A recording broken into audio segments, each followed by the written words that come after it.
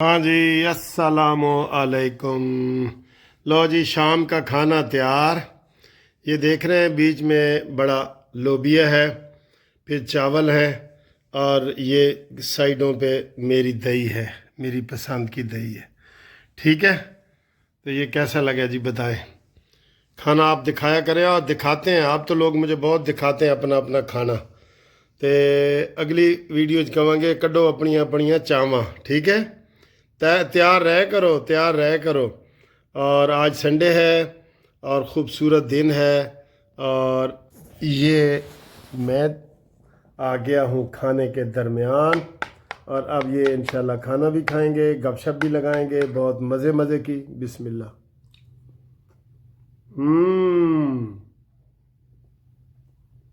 Fantastic بھائی، کھانا بھی فنٹاسٹک، اور خواجہ آصف کی تقریر، ہا کیا مزہ ہے جی خواجہ آصف کی تقریر میں۔ خواجہ آصف نے کہا ہے کہ جناب مانیمنٹل کو کہ یہ وہ شخص ہے جس کو ہم بلاتے رہتے تھے کہ میٹنگ میں آؤ، یہ نہیں آتا تھا۔ ہم بہت منت اللہ کرتے تھے کہ میٹنگ میں آ جاؤ، اور باجوہ اس کو کہتا تھا کہ آؤ میٹنگ میں آؤ اور سارے مل کے کریں اس کا۔ تے ہوں کہتا خدا واسطے میرے نال میٹنگ آؤ۔ یہ اس کا یو ٹرن ہے نا، بہت بڑا یو ٹرن ہے۔ تو یہ صورتحال ہے۔ میں ابھی نہایا ہوں، نہا کے تو میں نے جناب یہ آپ کی خاطر تھوڑا سا وہ اے سی چلا دیتا ہوں ہلکا پھلکا، اور باقی یہ کھانا سر جی بہت مزے کا ہے، سیدھا سمپل سا دال چاول ہوتے ہیں نا، دال چاول۔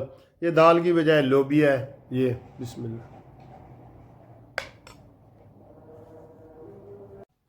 اچھا جی، خواجہ آصف کی تقریر بڑی اچھی آج سیالکوٹ میں انہوں نے کی ہے۔ انہوں نے کہا جی کہ بانی پی ٹی آئی کا تو انہوں نے ٹھیک چھترول کی ہے نا، بڑی چھترول کی ہے، ٹھیک ٹھاک۔ اور اس کے علاوہ جناب علی وہ جتنی آپ اس کی باتیں کرتے رہے کہ یہ مذاکرات کے لیے منتیں کر رہا ہے، یہ تسلیاں کر رہا ہے، اور یہ وہ ساری چیزیں اس میں آ جائیں گی، ٹھیک ہے۔ پھر اس نے کہا جو پنجاب میں ہماری بھتیجی کام کر رہی ہے مریم نواز صاحبہ، اور جو شہباز شریف صاحب نے یہ بجلی کا کام کیا ہے، اس کو آپ معمولی نہ سمجھے کہ بجلی کے جناب 7 روپے 7.5 روپے بجلی کم ہوئی ہے یہ معمولی ہے۔ نہ اگر ہمارے اکنامکس اشاریے اچھے نہ ہوتے تو یہ آئی ایم ایف والے ہمیں 1 روپے بھی کم نہ کرنے دیتے، جیسے وہ پہلے کرنے نہیں دے رہے تھے۔ آئی ایم ایف والے حیران ہوئے ہیں کہ سر یہ کیا پاکستان نے معجزہ کر دیا ہے کہ قرضہ جو بینک میں آپ قرضہ لیتے ہیں اس کا سود ریٹ کتنا کم کر دیا، آدھا کر دیا، 24 سے 12 پہ آ گیا۔ پھر سٹاک ایکسچینج کا آپ دیکھیں، پھر ہمارا زر مبادلہ دیکھیں، پھر ہمارے ذخائر دیکھیں، اور پھر ہمارے جو چین، سعودیہ، دبئی، ہر طرف سے جو امدادیں ملی ہیں وہ دیکھیں، تو وہ خود حیران ہوئے ہیں کہ بھئی واقعی آپ ڈیزرو کرتے ہیں کہ آپ اپنا کریں۔ ویسے تو یہ افسوس کی بات ہے کہ ہم آئی ایم ایف سے پوچھ کے ساری چیزیں کرتے ہیں، لیکن یہ بہت بڑا کارنامہ وہ کہہ رہے ہیں کہ پاکستان نے کر دی ہے، کہ پاکستان کی معیشت کو سیدھا کر دیا ہے۔ اب جب معیشت، اور اس سے پہلے دیکھیں وہ بھی خواجہ آصف نے بھی کہہ دیا ہے کہ جناب یہ عمران خان وغیرہ یہ بغلیں بجا رہے تھے کہ جناب ہنے پاکستان ڈیفالٹ کرے گا، ہنے کرے گا ڈیفالٹ، تے ہنے کرے گا، لیکن انہوں دا ہنے نہیں آیا، الحمدللہ نہیں آیا۔ اور یہ کسی کو بھی ترقی ہضم نہیں ہوگی۔ ہم پہلے کہتے تھے نا کہ جب تک عوام کو ریلیف نہیں ملے گا ہم نہیں مانیں گے۔ وہ مہنگائی کا بھی کہہ رہے تھے جی 38% سے کم ہو کے 1% پہ آ گئی ہے، آ گئی ہوگی، لیکن میں نے کہا ہم تب مانیں گے جب عوام کو فائدہ ہوگا۔ اب بجلی کے بلوں میں تھوڑا سا فائدہ ہوا ہے، اتنا ہی عوام آپ چاہ رہے ہیں کہ جناب انہیں پیٹرول میں بھی وہ اتنا فائدہ ہو جائے، چاہ رہے ہیں کہ نہیں آپ؟ تو پیٹرول میں بھی اتنا ہم چاہ رہے ہیں۔ اچھا، اس میں یہ نہ سمجھے کہ صرف دشمن پارٹی جو ہے وہ خوش ہو رہی ہے، ناراض ہو رہی ہے، اور وہ پہلے خوش ہو رہی تھی جو کہ پاکستان ڈیفالٹ کر رہا ہے، تو اب وہ تھوڑا سا ناراض.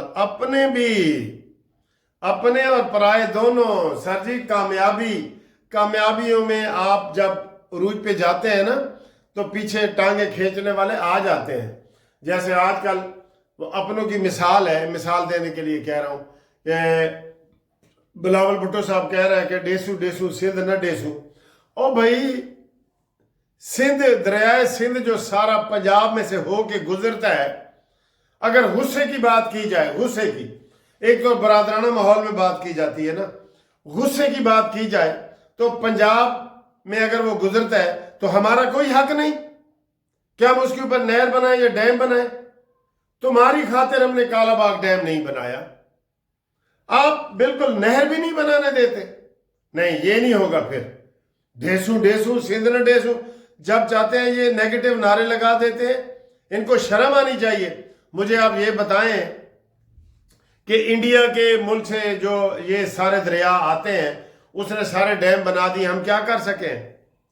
اگر ہم غصے میں آ جائیں، ابھی مریم نواز کہے جی کہ میں ڈیم بناتی ہوں، یہ کیا کر لیں گے؟